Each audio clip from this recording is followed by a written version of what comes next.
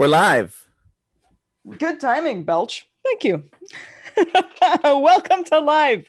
I'm going to give you, yay, good times. Hello and welcome to the Enlightened Couch Potato Show. My name is Nicholas Rave, and my colleague here is Adrianne Nick Belcherson today. And Adrianne, tell them what do we do here on this show? Well, when we show up and we do, what do? We talk about movies, we talk about television, we talk about how you can deeply utilize them as transformational tools. That's what we do. There's a whole, I rewatched our first episode, by the way, because we have somebody writing our theme song, and she was like, hey, can I jump on and get a call and get your vibe? And I was like, well, yeah. And also just watch this first episode and see what you think. And so I was rewatching it. Yeah. And we remember when we used to say how to push the past or whatever. Yeah. How to watch movies and television for maximum psychological and spiritual development. That is That's the acronym for it, in case you didn't catch that. Brilliant. I'm excited to be here. I think. Am I? Are you? Yeah, it's been a crazy couple of weeks, like good crazy. And I've just been busy. Yeah, I posted that in the wrong place. I haven't watched a lot, in other words, is what I'm getting at there. I don't have a lot to talk about, but we do have one thing. So we sort of decided to change our format a little while ago, and we're experimenting with making the show more focused on one particular thing. So this is our episode on Wandavision, which we both watched recently. Yeah, although I am agreeing to focus on one particular thing, but I did not agree to not focus on a bunch of other things. Oh, no, sure. No, I think that's fine. The idea is to have a hook to hang everything on, but then we can hang all kinds of stuff on that hook. Yeah, like you get your hook, and then you can hang something on your elbow. We did that with A Long Kiss Goodnight. We talked about so many other things that. Yeah, that's fair. So Wandavision, you go. I don't think we've talked about this hardly at all, right? Well, no. We did have an episode where you were talking about what was coming from the Marvel universe. And I just read something very interesting about the Winter Soldier and Falcon thing, and how really there was this, before COVID, there was a completely different plan for what was coming out when. Yeah. So that was supposed to be first. Yeah, that was supposed to be first. Well, actually, I think Scarlett's movie, Scarlett Johansson. Black Widow. But Black Widow was supposed to be first. That was in theaters. But as far as TV shows, Falcon and Winter Soldier was supposed to be first. And I don't think I realized that was going to be a TV show. I thought it was just going to be a movie. So that's fascinating. So it's very fascinating that the article was a little pensive. Was it pensive? It's concerned about Falcon and Winter Soldier because they did not know, and it was never planned for them to go up against WandaVision because they were going to go first. And WandaVision had so much thematically fit current circumstances in such a way that it just exploded and become a different level of zeitgeist, where now Falcon and Winter Soldier are just going to be like, hey, is anybody still wanting to just watch action that's kind of about characters you like? Yeah. Cultural depth? I think that's okay, because for me, the splash that WandaVision made of being so bold and risk-taking, and it to know that wasn't really how they planned it, but they at least embraced it. We're like, okay, you know what? Let's do it. Yeah. One of the things I may have mentioned before is that I love that WandaVision became this love letter to television. Yes. And that as their first thing is so epic on their part to go, all right, Marvel, we just did the biggest thing that's ever been done in movies. We just created a phenomena that has never been done in the world of entertainment in any way. Nothing even comes close. Star Wars, nothing. 22 fucking movies. Like Avatar was a big success, but it was one movie so far.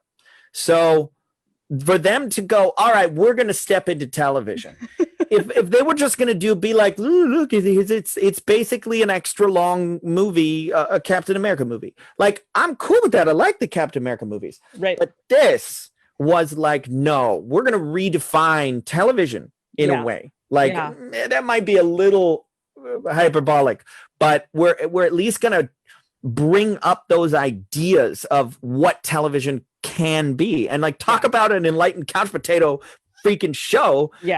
So let's do the tightest version that we can of non-spoilers to just drop people into the world. Sure. And then we'll just be like, okay, after the spoilers, everyone's naked. Stop looking if you're not into it, right? So essentially we're dropped through and like different eras of television through WandaVision. The first scene opens and it's very I Love Lucy? Dick Van Dyke. Dick Van Dyke. Yeah. I guess we get there. There's merging of things, but overtly, like, it was modeled off of a specific episode of Dick Van Dyke. Yes. We learn that later. Oh, okay. Which is, I went with I Love Lucy because you have, we're expecting a certain white lady, and then here's this weirder dude. Right. Although he doesn't, not weirder because I mean, in the 50s, 40s, when was I Love Lucy come out? And then Ricky Ricardo was not a standard leading man at the time. And that was kind of the appeal. Foreigner husband. And so you've got this foreign body human that is Vision as the husband. Anyway, that's where I went with it. Anyway, fascinating. So they have what, 50s, 60s, 70s, 80s, 90s, and the 2000s. Epically delicious. All this. This was the first show that I've ever kept I'm going to keep watching because it's so gorgeous. I kept watching the ending clips, and I listened all of the music bed as all of the titles went along. Yes. Like, having no idea whether they were going to do an after credits teaser thing. I just was so intrigued by the music bed of every era they jumped through. Holy dang. And I actually know a lot of those shows and those tropes. It was like, I watched Nick at Night, watching all the old stuff. And that's they did such a good job capturing the essence of those things, to the extent that some of them, like the 2000s ones, I don't know those shows, so I didn't resonate with it. But the 90s one, I could not stop hysterically laughing through the theme song, because I'm just like, oh my God, it's like distilled 90s sitcom. Yes. And it's so well done. And then having it be about something, like the whole season was so, like, I mean, it wasn't subtle. Like, they said it, they hit you over the head with it multiple times, but to have it be about something, and then to have it be this like emotional, psychological journey where they're basically doing timeline. She's going back at one point, revisiting memories and resolving and releasing trauma. It was so deep. And I wasn't skeptical about Marvel coming into TV, but they actually kind of blew my socks off here. And I was like, I knew it was going to be good, but this is like, what the fuck? I love that. Awesome.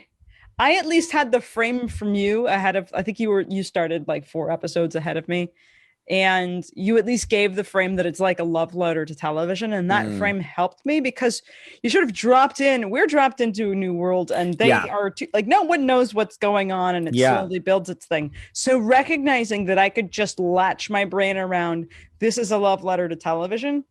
That the meaning of that gets even more expanded and deeper as it goes. So it's a really great framework to start this unknown adventure. And I don't know. I think it's kind of fun for them to jump in and explore doing it. I'm actually curious. Why are we calling this their first foray into television? Do we not include Agents of S.H.I.E.L.D. or Agent Carter? We don't. And there's a reason for that, because that was a different division of Marvel that when I believe they bought Fox, they decided to bring the television in-house. So these are the first TV shows made by the same exact team that makes the movies. Oh, okay. The same leadership, the same like organization is running. Kevin Feige and his little trio are the ones that are making these TV shows happen. Daredevil, Jessica Jones, those were good, and they were a completely different creative and leadership team. There was some story overlap, but these ones are actually like made by the same people. Oh my God. Because we're friends. I didn't, did I tell you about, oh man, what, did I wake up from a pee trip in the middle of the night? I think this happened. It's either that I couldn't get to sleep or I woke up from just going to the bathroom.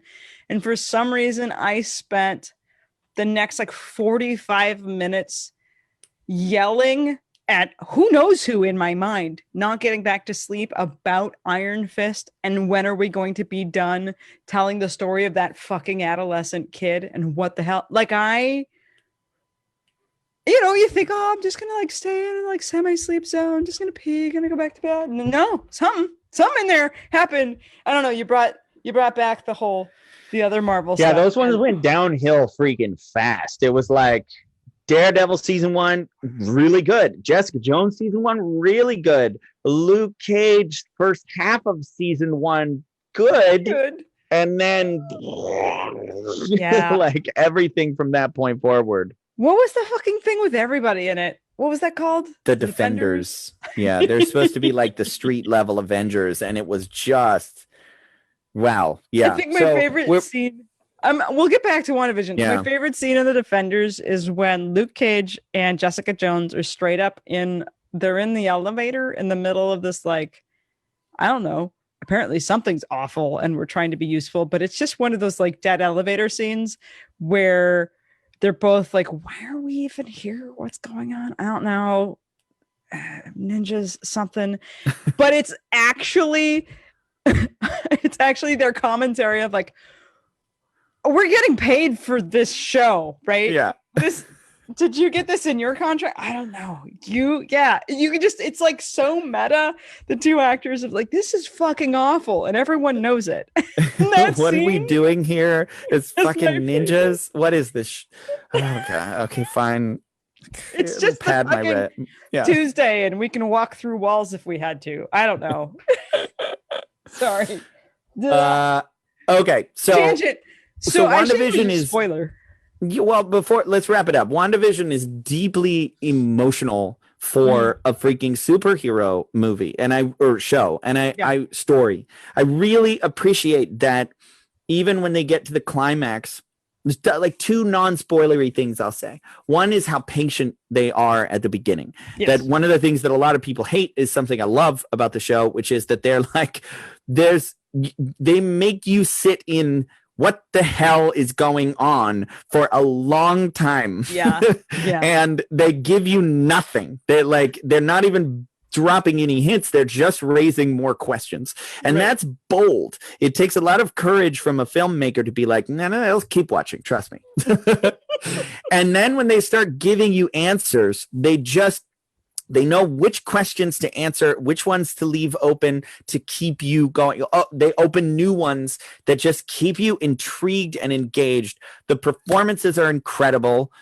Really incredible because they have to do so many different things. Yeah. They have to embody the different styles of TV throughout the ages. And then I'll say the climax of the show is not the big battle with all of the villains and the good guys. There is a battle and it's exciting. And I love how they actually both have to defeat their counterpart with their minds and not their punching, which I appreciate that. That's good writing, but that's not the climax. The climax of this story is profoundly deep and emotional and so moving. And it's like, this is a fucking superhero movie. Like, you're not, a lot of people will go, what is this doing in here? But I'm like, thank you for elevating something I've loved for a long time and making comic books high art. That's what that is at this point. Yeah. I think all of the things I have to say next are very, I mean, they're more spoilery. Even the last things you said are spoilery, really. Even though you were chunking up and getting higher level. The things that people, well, here's the thing. It defies in some ways what people are expecting in a superhero movie. So in a superhero story arc, and this ends up being a little bit origin-esque story. It's so funny to take a character we theoretically have sort of seen and been aware of and been in connection with, but we don't know anything about, really. No, you're right. This is an origin story for a character who we kind of already thought we knew the origin, but this is like, nope, they're not even the character you thought they were yet. I've never heard anybody say that. That's a really good point. So what we're sort of expecting, we're sort of like a first movie or a first thing is sort of usually an origin story. How do they get their power? And at some point, here's what I've learned, because I didn't read comic books growing up or even now, and superhero movies. I guess Superman existed in the 80s, but and Batman kind of, but like when I went to see these movies with other people in theaters, the moments where everyone is cheering, people freak out at the outfit. There's at some point there's some sort of reveal, or somebody gets like they have a starting outfit and then they're like the big one, and everybody who geeks out about those sort of things, you'd like applause, people scream at this weird part. So I'm like, okay, here's what's important in a movie. There's some sort of, sometimes there are training montages of figuring out how to use your powers. And so that kind of shows up in superhero. There's almost always some sort of inciting traumatic event that causes someone to want to be doing something. So like Daredevil, blind, but dad leaves, or some other shit. Like there's childhood trauma. Usually there's like someone's mom or dad dies, or their uncle or something is essential. Dead people, essential for people to want to become vigilantes or superpowered or whatever the heck. Your planet explodes, these kinds of things. So there's stuff you're sort of used to, and then there's some sort of big bad. There's like a big villain, right? And oftentimes villains are revealed fairly early, usually. And the essential struggle is, I don't know, between like every Spider-Man movie is some new big bad, and then they take the whole movie to get to them, right? Yep. So in theory, when somebody turns on a WandaVision, they're sure there's a, like, where's the villain? Where's the villain? What are the outfits? Where are we now? How did we get here? And it's like, especially this show, no one knows. Yeah. No one knows. We're just suddenly, everyone is just in this TV show. Cool. Yeah. And the inciting event is, we're so spoilery now. The inciting event is like, we have to cook dinner for the boss.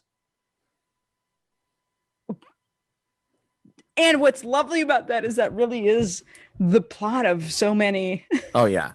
But even in both of the first two episodes, the predominant feeling is what is happening. Yes. Why is any of this?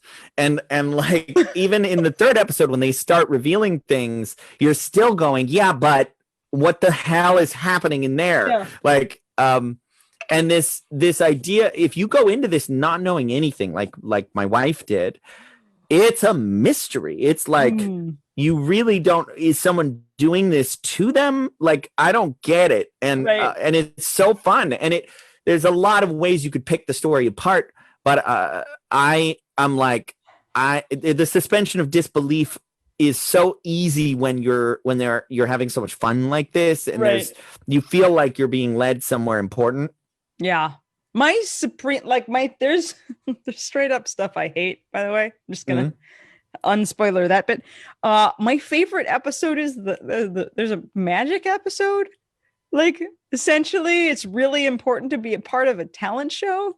Oh yes, that's the second one. I love that one.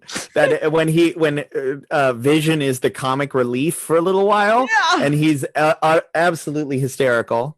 Oh my God, I just imagined just how freaking fun it must have been to embody all of the different physicality and language and the physical comedy.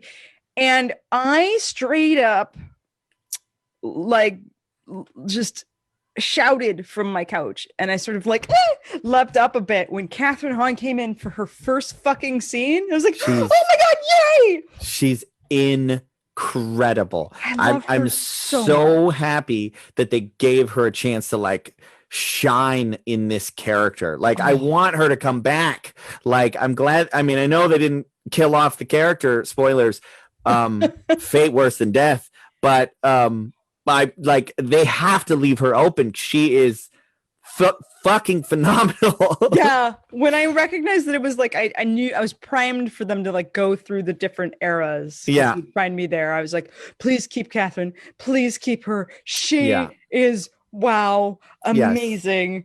And the thing I didn't like that drives me fucking okay. First of all, I Googled how many episodes of WandaVision, or like how many episodes are in season 1. Yeah. And Google told me 8. Mm-hmm. So I actually thought there were only 8 episodes, and everybody was like, I've sort of followed these things on Instagram. And so I was trying not to like see spoilers and stuff and be like, what does everybody think? Somewhere I was in like, what does everybody think about the finale? But I hadn't seen it yet, thinking that episode 8 was the last episode. Oh. And so all spoilers, I go from the end of episode 7 where it's Wanda. No, it's Agnes all along. Yeah. And I'm like, what's Agnes all along? And then the whole next episode is like, we're exposition. We're doing this all to share. Yeah. And you're like, this is the last episode? We could have written 4 fucking episodes to do this in a way that's not so fucking contrived, but we suck. Now we're doing exposition. You're along for the ride. Wow. Like, what the fuck? Okay. So, Agnes is putting, like, we still don't know why anyone is anywhere. And then suddenly it's all Agnes. Like, what is all Agnes? She didn't create the whole conceit of what's going on. And then the whole next episode, she drags Wanda along for fuck knows what reason. We still don't know what fucking reason. And, like, I'm going to have you work through your trauma and your history and blah, blah, blah. And I'm going to teach you who you fucking are. And I'm like, but why? But why? What the fuck? Did you have no time? You have money? Write more fucking episodes. You took all of the time in the world to get us here. And then you're like, I'm just going to reveal myself as a character with why? What is the goddamn motive? We still don't know her motivation. I didn't get caught on any of that stuff. Oh my fucking God, it's awful because everything was so patient. Yeah. And she was so genius up until that point. And I was like, why is she? What? How? Why? Okay. Well, I'll tell you my interpretation. Why is she even there? Why does she need? She's like, why is she there? I think there's a lot of questions that were actually answered that I caught. So she says at one point that she sensed the spell, this massive spell being cast, or like so many spells cast all at once, that she came there looking for her. So she came into the space. She was never under her control, but she could tell that she was controlling everybody here. Okay. And she was like, what is this? And that she's like, I've never seen anything like this. I'm 200 years old. And she reveals her motivation to be, at a base level, she wants power. So she wants to take the power of this being, but she's still at the point when she reveals herself. Mm-hmm. She says she's been testing her and trying to snap her out of it. The moment when she goes, did you want me to take that line again? Yes. That was her trying to snap her out of it. And if you watch that scene again and you go, oh, that the motivations of everybody in the scene start to make more sense. Sure. So then she tried all these different things. And then she's like, now the only thing I can do is get this powerful witch into my basement where I can be in control. So now I can figure out, what are you? How did this happen? And that's why she goes back through her memories, because Wanda doesn't know what or who she is, and she's trying to figure out. She's trying to figure. Well, the impression I got was that she tried a bunch of other things, and she was like, this isn't working. I'm just going to go for the gusto here. I'm going to kidnap her kids. Sure. So what the fuck is in the basement? Magical, weird ass fucking tunnels. There are theories about what that basement is. What's like, there's some sort of vortex of power that exists that allows people to have that level of magic. I don't think there's any indication of that. I think it's the implication is Wanda just is that powerful because she touched the Mind Stone. No. But I think Agnes's basement of weird ass. I know. I'm saying I think she maybe did, like, the quick interpretation my brain did, or the assumption was Agnes made that underneath Ralph's house, because the house is Ralph's. The house is fake Pietro's house. Yeah. And she came there and put him under her control and stole his house. And my impression was that she's a witch, so she needs a creepy magical basement. Because like that whole place, the door didn't actually lead anywhere. It was a magical door. So I just assumed that the basement, she went in and just did her magic on it. Oh, okay. Just to feel at home. Yeah. As a witch, you need she's a creepy magical witch. Sort of made of plant life. These are questions that you can ask about a Marvel movie. But yeah. Well, so here's what the thing. So being so patient for a bunch of episodes, to have a buffet, like to have that everything so truncated and squeezed into that one episode, it was the longest villain explaining themselves thing. And I know that there were other wonderful things to be learned and paid attention to. I was just like, why don't you just make this 12 episodes? Why does this have to be so squished and explainy right now?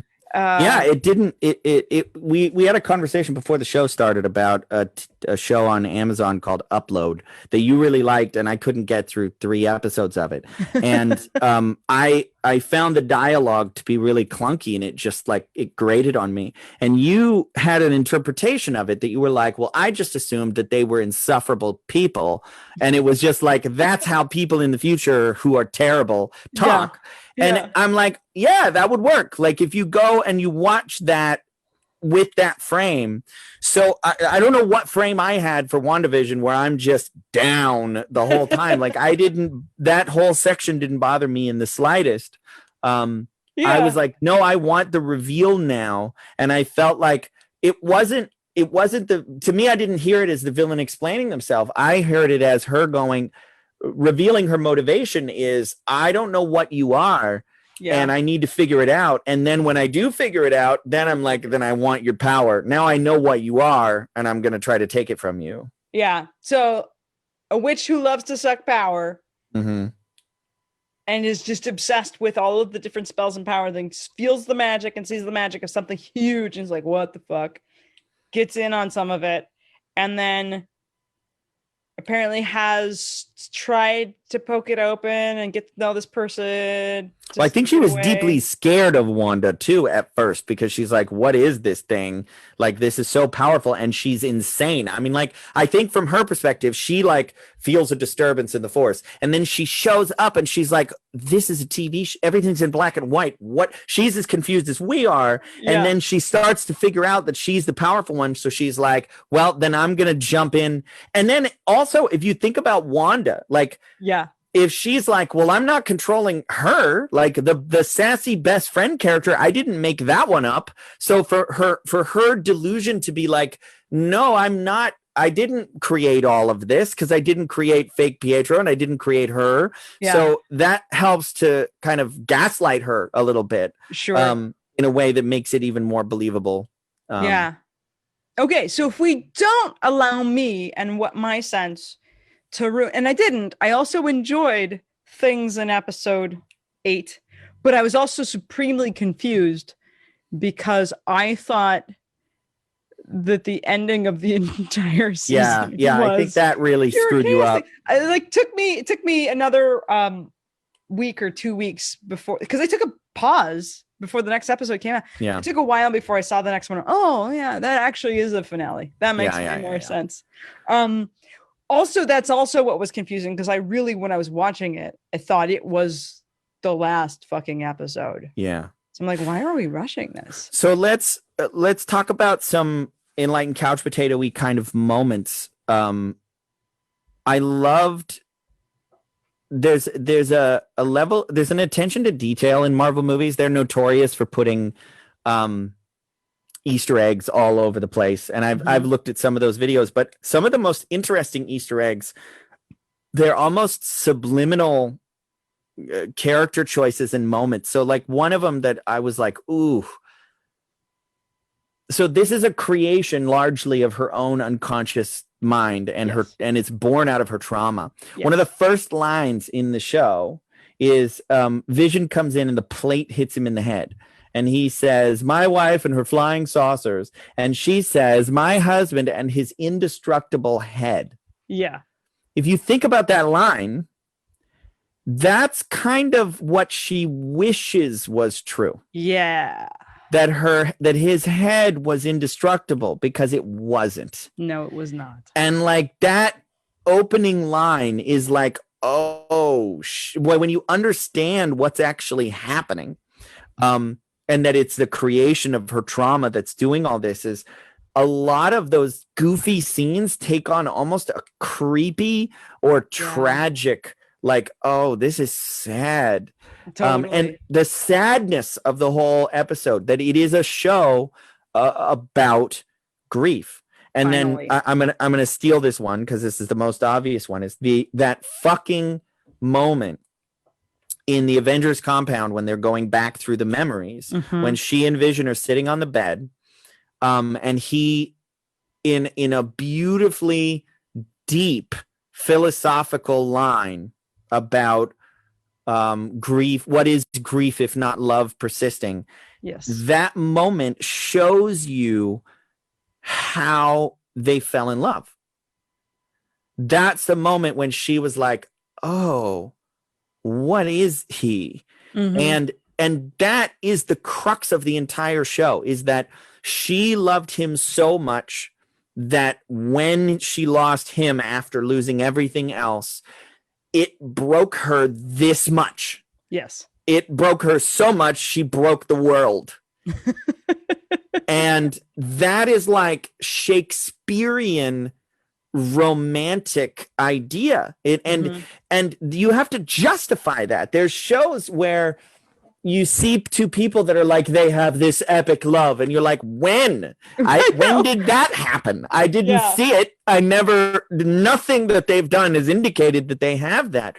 That moment was like, fuck, you would fall that much in love with someone like that. And then the rest of the show makes sense out of that moment. There were like small, gentle moments where you could appreciate that Vision cared for her. Yeah. In all of the other things that they'd been a part of. Yeah. And then they're, at some point run off together before some battle. But I don't know if we ever, I'm tracing back, because I just recently watched all 22 of the movies. Again. Yeah, I know. Do we ever know what the bleep Wanda cares about, except for after the Sokovia, after the thing in Africa where she accidentally destroys the building and feels too dangerous? No, they're very underdeveloped characters in the movies. Yeah. And that's one of the reasons that I'm like, more TV shows, please, because I like getting to dive this deep. Like, I'm like, Wanda and Vision are now some of my favorite characters. I know. And before they were like, yeah, they're cool, I guess. I mean, whatever. Like, yeah. Seems but neat. God, they're fucking history too. Yeah. Like the two of them, the witty repartee, the back and forth, the comedy chops, but then the sweet, tender moments, the ending. Like, I cried so fucking hard at the We've Said Goodbye Before it stands to reason we'll say hello again with the freaking wall of red closing in on you. And I'm just like, oh my God. It's so good. So good. I love that. So one of the superhero tropes is essentially some sort of trauma that will happen, and the character, instead of getting therapy or feeling their feelings, will put on an outfit and then go beat up a whole bunch of people trying to the save story them. of Iron Man. Story of all of them. Yeah. So I've been complaining for years. It's like, cool. I mean, I like superhero movies. Vigilantism, it seems fun to watch, from my living room. But also, you could cry. Yeah. Or you could go heal some of this trauma. Therapists talk to people who are still alive and care about you. Like, one doesn't actually need to go off to Nanda Parbat and train with the League of Assassins and then come back and beat up everyone who's awful in a city. Well, so here we are finally. Yeah. And so what's fascinating about this like Agatha character, Agnes Agatha, whatever the heck, she's the only one that actually like takes like Wanda didn't go like, oh hey, I'd love to heal. Yeah. No. This is superhero therapy, and that's fine. Like that's that if you imagine all the characters are aspects of your own unconscious, the journey that they go through is not the same one that we go through when we go to therapy. Like I like thinking of the show as like that's what therapy looks like on the inside of your head. Mm-hmm. It's like they go on this epic, crazy adventure. Right. But on the outside, it looks like going and talking through these things. But inside, that's what's happening. Well, it's one of the first. I think Jessica Jones finally addressed PTSD and other such in that show. But most of the superhero and comic book just sort of skip over. Iron Man 3 was entirely about PTSD. It was about PTSD, but he did not go to therapy. He did not. Correct. I was going to say that. This is the first time when they actually show somebody doing something about it. Yeah. Doing something therapeutic or being forced to face some of themselves. Oh my gosh. There's this villain who actually does the same thing in Arrow for Oliver Queen, forces Oliver to sort of face all of the trauma that had happened. And he's doing it to actually torture him. And that's fucking rad and fascinating. So it's very similar. Yeah. The villain's just like cut into the gut and say, hey, actually you need to look at this stuff because of whatever reasons that she has for that. I need your power, but I need you to know who you are so I could take it. Does she need to like fully embrace the power? Does she even know what she's doing? That's rough for me because I'm still on Agatha's great and also not fully motivated in a way where I'm like, well, it does feel. I heard some theories about the idea that there was more to her character because in the comics she's not an end villain. She's a henchman for a bigger villain. And that may have been where what they were actually thinking about doing. And apparently there is a storyline where her husband or maybe the devil, Mephisto, who's the demon that she works for, right, is like lost in some way, some kind of spell. So some people had the idea that was her rabbit, right? That what she was trying to do was get Wanda's power for this end. But I think that at some point they were just like, there's so much story going on here that we just need to say she just wants the power because she wants the power. Yeah, I mean, that's the problem with, is it Hega too? Thor's sister? What's her name? Thor has a sister? Yeah. What are you talking about? Ragnarok? Oh, Hela. Hela, thank you. It was 4 letters and then was H in there. Yes. So Hela, we just quickly sort of be like, okay, she would. I'm just evil. Like, yeah. Dad, I was his favorite. I conquered all these worlds, and then he sort of grew a new version of a conscious, and then. Well, the best hero movies are made by the villain. Like a good villain makes the best hero or super or otherwise movies, and that's proven to be true time and time again. Yes. Like Heath Ledger's Joker is the reason that movie stands out, and you can point to every other example you can think of, and this, but I will grant you that I Just Want Power is more two-dimensional. It's less fleshed out. Both of them. Yeah. So there are a couple movies where the villain. I don't know that Marvel movies have done supremely great job at fleshing out their villains. Well, okay, Captain America: Civil War had a villain that I thought was pretty interesting and sympathetic, and they're bringing him back for Falcon and the Winter Soldier, Baron Zemo. I think Warmonger, from Black Panther, like that was an amazing villain. Yeah, that's what I'm saying. Is that was fleshed out. There are examples of ones. I think Guardians of the Galaxy 2, his dad was the villain, and that was a very fleshed out character. Mm-hmm. Guardians of the Galaxy 1, less so. What was his name? Thanos, fucking Thanos. Like that. One of the insights that I heard somebody share was when you think of Infinity War as the protagonist of Infinity War is Thanos, right? Then you're like, oh, that show seems very different because he is like the connecting thing, this ensemble of characters, but it's his story. This is finally we're hearing the story, and that's a character that was fully fleshed out and like. He wasn't evil. That was his thing. He had a worldview. He believed that he was doing the right thing for the universe. That's a fleshed out villain. And again, not only a super solid movie, but a super solid 22 movies that had him as a connecting theme. Totally. Yeah.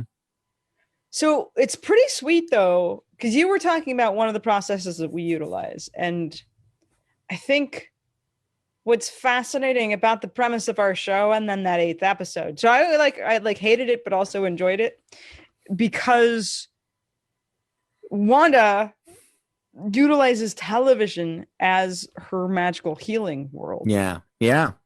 And I kind of think it's funny, and it makes sense that her journey sort of stops at 2000s.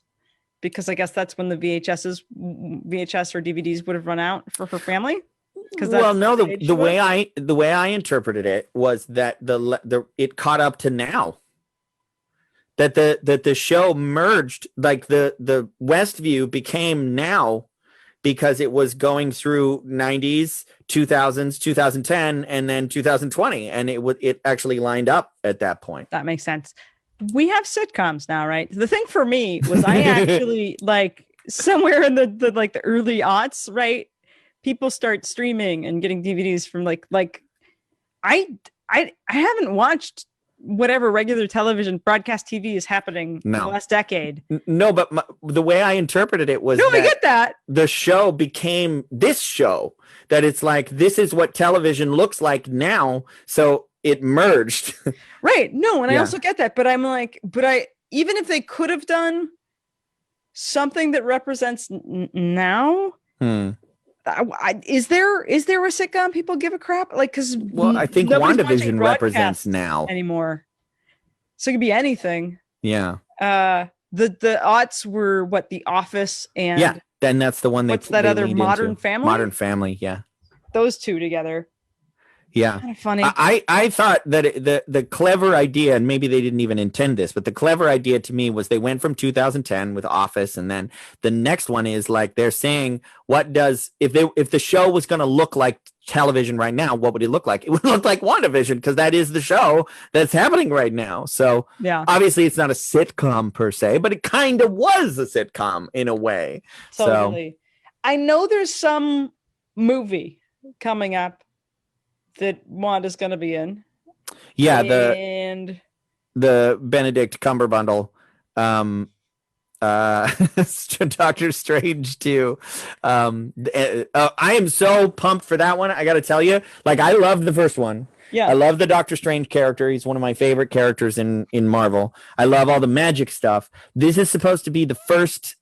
They're not calling it a horror movie, but it's supposed to be one of the first scary-ish movie, and it's being directed by fucking Sam Raimi. Really? Like Sam Raimi, Evil Dead, Army of Darkness, Sam Raimi, Spider-Man 1 and 2, and also 3, but we'll pretend that didn't happen. And Danny Elfman is going to do the score. Yeah. Is he also... I'm trying to remember how he's connected to Xena. Because Sam Raimi? Xena Warrior Princess is one of his things, too. No, what? Yeah. And I think... I don't know if he and Lucy Lawless are married. What? Let me just double check. This is good television right here. Okay, no, she's married to another producer, but yeah, he's part of the Xena Warrior Princess team, and they brought back the actor that is in Ash and Evil Dead. What's his name? He's a huge character. He's Autolycus on Xena Warrior Princess. Forgetting his name right now. Ted Raimi is who Lucy is married to. No way. Why am I not seeing Xena on? Okay, so maybe he didn't direct it in any way. He must be a producer. Yeah. Again, this is solid television right here. Hercules. He's executive producer on Hercules. It was Hercules first. Hercules and Xena, the animated movie. He was executive producer for that. Young Hercules, Hercules Legendary. Oh, Xena, executive producer, 134 episodes. You're absolutely right. Yeah. Okay, so Sam Raimi is like one of those kind of legendary directors, and I love his style. I even remember like the first 2 Spider-Man movies are still they've like turned me on to the idea that superhero movies could be good at all. Mm-hmm. But there's one scene in the second one when Dr. Octopus gets his arms, Mm-hmm. and then they go crazy and they start killing the nurses and the surgeon, whatever. And it's so Evil Dead. It's so like running up and like screaming at the camera, and the little things are going. And I'm like, oh, please let him do that. I think that Marvel, ever since Guardians of the Galaxy and then Thor Ragnarok, that they have been going, we need to really let the director make the movie that they want to make. Yeah. It's going to be better. Because like, remember Ant-Man, they're what's his name? Scott Pilgrim versus the World, Shaun of the Dead. The director. Sure. Yeah, I can't remember his name right now. Directors so much. He has a very, very particular style, and he was going to make Ant-Man, and they were saying, Edgar Wright is his name. Yeah. They were saying like, no, we don't want you to make an Edgar Wright movie. We want you to make a Marvel movie. And he was like, I'm not going to do that. So they brought someone else in, and Ant-Man is fine, but it's not, I think, the genius that it could have been if it was an Edgar Wright movie. Oh my God. But then Guardians of the Galaxy came around, and that is a James Gunn movie all the way. Yes. So then Thor Ragnarok with Taika Waititi, he came in and is like, okay, we're going to make this going to be different, but people love it. And I think that Marvel is starting to get more bold. Did you know all of WandaVision was directed by one person? Oh, really? No. But unlike a lot of TV shows where they bring in different directors for different episodes, this was all headed up by one artistic vision and one team that did the entire thing. Which makes more sense to me. Oh, yeah. It's usually a matter of deadlines that like you have to get it done. So you need multiple people because nobody can run that fast for that long. Sure. But in this one, they have time to do this mini series style, which, golden age of television. Mm-hmm. It is 4:00. I got to wrap this up. Okay. Are you going to talk about timeline at all? Because you gestured at it. In the like right now. Well, in relation to WandaVision and what that episode does. Well, there's just this idea that trauma is linked together in our unconscious memories in our timeline. Like there's a chronology of events that contribute to how we feel right now. And not every event that's ever happened to you is relevant to that. All the events that are relevant to that trauma are sometimes referred to as a gestalt. So what they were modeling, and it's good storytelling, but it's also a therapeutic technique, is to go back through the timeline of events and learn the lessons from those events that let you let go of the emotion that's trapped on it. And that is basically what she did. I'm still fascinated by the unknowns that exist now. And I'm a little curious. I think as we look at this as like what learning lessons, here's why I have agitation going on. I love the show, and I have agitation going on because we have a person who still has no freaking clue who they are and what their powers are or how to utilize them or what they want. So that feels just too much like life for me, in the sense that I'm like, I want people to, I think it's part of my own level of life resentment of like, okay, cool. What's the goal? Well, this feels bad shit like happens, and then we this, this story feels like she went like this, and then I'm going to try to use the camera, and then the story was about her going like this, and then coming back up to like ground level. Yes. And like the ending was getting out of the hole and back to ground level, but she hasn't gone anywhere above that yet. And I do think that's probably going to happen in the next movie. I mean, I think the sense of hope was that she has that book at the end in the post-credit scene where she's like training herself and learning magic. She has the book? Yeah. Is it she who has the book? Well, I think what's open is like Agatha, you don't know what you've unleashed. So is there some other entity living inside her that's also, I don't know. It's just the like thing that I saw was a parallel to the doc. They were trying to say she has reached a Doctor Strange in training level. Because Doctor Strange was astral projecting, remember? Yes. So he was walking around doing one thing, but he's studying in the other room. Yeah. And I think that's what they were showing. I could be wrong. Yeah, that's fair. I would love for that to be the thing. Because I do. Well, otherwise it might be some kind of, I mean, they're doing the Marvel's version of the Dark Phoenix X-Men storyline, which is an amazing storyline, and they've never done it justice. But if that's what it is, if like she's like embodied this entity of some sort, and then that's going to become like a big bad, yeah, that could be cool too. I don't know. It feels a lot like this untapped powerful thing in us that just sort of like, we don't even know how to wield it. We don't know why we want to wield it yet. There's so many questions about like, she half decided, hey, here I'm at this property. And then suddenly out of chaos came the magic that was doing the thing. It's so fascinating. Who's driving? That's the thing. I have these dreams too regularly where I wake up and I'm in the back fucking seat of a high-speed car. No one's driving. Also, the brakes don't work. And I had that dream. I was hoping, I'll rewatch it. I was hoping that something would settle that feeling of just being like, who's in control? This is really does feel like a beginning more than an ending, which that doesn't bother me. I think because I did see it as like, this is her in a deep hole, and the fact that she made it back out of the hole, that's a win. And that is, I think, an analogous to grief work. Is it's like you're just trying to get back to normal. You're just trying to get back to feeling okay.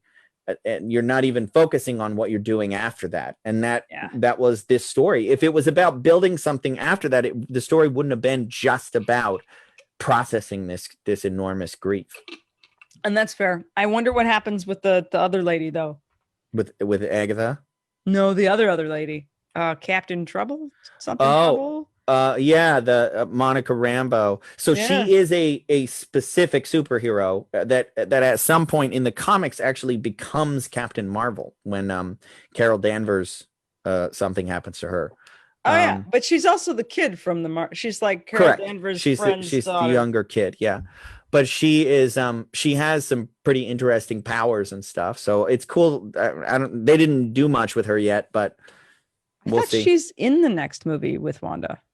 I think she's in the next Captain America. No, in the next Captain Marvel movie. She's in Captain Marvel too. She might be in the Doctor Strange, but I haven't heard that. So okay. Good. Well, it's a good ride. Yeah, I enjoyed the crap out of it, and maybe we will talk about Falcon and the Winter Soldier, and I don't imagine that it's going to be this kind of deep, sure. but I'm sure we can still find things to talk about. So, all right, we'll go watch that pirate movie. All right, I'll get around to it. I promise. Eventually, here. Okay. All right. TV Deeply. Thanks, everyone.